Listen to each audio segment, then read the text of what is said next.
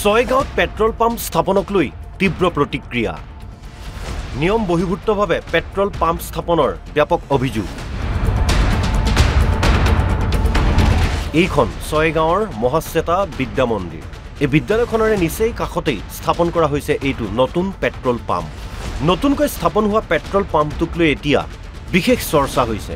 কমলেশ্বৰ বড়ো আৰু সমৰ তালুকদাৰে নিয়ম বহিৰ্ভূতভাৱে পেট্ৰল পাম্প স্থাপন কৰাৰ অভিযোগ উত্থাপন হৈছে মহাশ্বেতা বিদ্যা মন্দিৰৰ কণ ছাত্ৰ-ছাত্ৰীৰ জীৱনলৈ অহা ভাবুকিক লৈ চিন্তিত স্থানীয় ছাত্ৰ সন্থাৰ লগতে অভিভাৱকসকল আপোনাৰ ছয়গাঁও ৰাজহ চক্ৰৰ অন্তৰ্গত বৰাখাট গাঁৱত মহাশ্বেতা বিদ্যা মন্দিৰ বুলি এখন বিদ্যালয়ৰ খুব নিচে কাষতে এটা কেম্পাছতে আপোনাৰ এটা পেট্ৰল পাম্প বনাই থকা আমাৰ পৰিলক্ষিত হৈছে যাৰ ফলত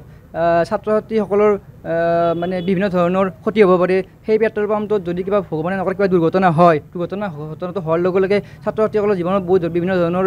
ক্ষতি হ'ব লগতে আপোনাৰ নিয়ম অনুসৰি বিদ্যালয় মহাবিদ্যালয় হওক বা আপোনাৰ চিকিৎসালয়ৰ পৰা কমেও 50 মিটাৰ আঁতৰত পেট্ৰল পাম্প বনাব লাগে কিন্তু ইয়াত সম্পূৰ্ণৰূপে মানে নিয়মটো পালন কৰা দেখিবলৈ পোৱা নাই সেইবাবে আমি আজি ছয়গাঁও ৰাজহ চক্ৰৰ বিষয়ে এখন আমি স্মৰণ পত্ৰ প্ৰদান কৰোঁ আমাৰ দাবী একমাত্ৰ আমাৰ এটাই দাবী যে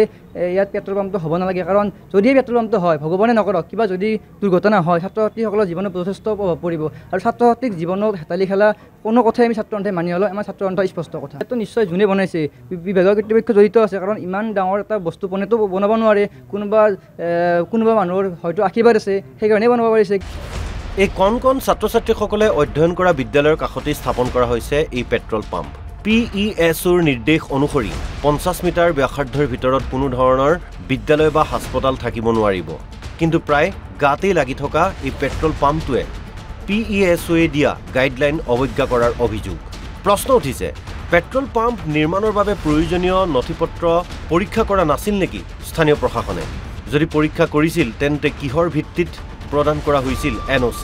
পেট্ৰল পাম্পটোৰ 50 মিটাৰ ব্যাসাৰ্ধত বিদ্যালয়খন থকা সত্ত্বেও অগ্নিপ্ৰশমন বিভাগে কিয় প্ৰদান কৰিলে NOC এই বিষয়টো সন্দৰ্ভত ছয়গাঁও ৰাজহ চক্ৰ বিষয়াৰ কাৰ্যালয়ত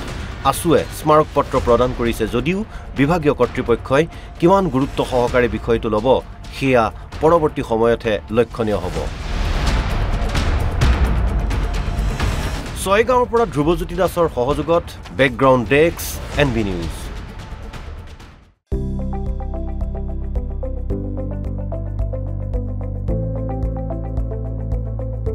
NB নিউজ সহজ সৰল ভাষাত নৱভাৰতৰ কথা